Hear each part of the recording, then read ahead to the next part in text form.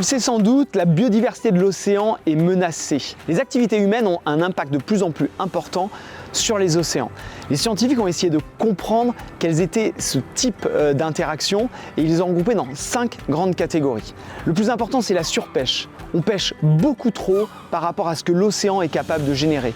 Il y a des espèces de poissons qui disparaissent et il y a des techniques de pêche qui sont trop violentes pour que l'écosystème marin puisse être en équilibre.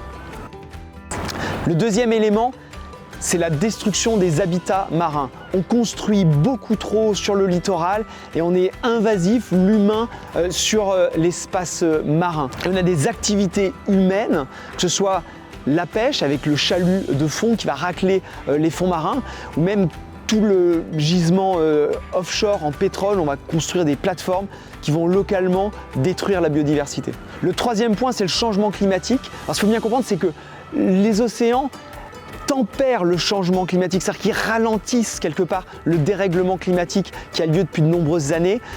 Mais malheureusement, l'océan en souffre, l'océan se réchauffe, il y a des espèces d'animaux marins qui ne peuvent plus vivre dans un océan qui se réchauffe. Le quatrième point, c'est la pollution des plastiques.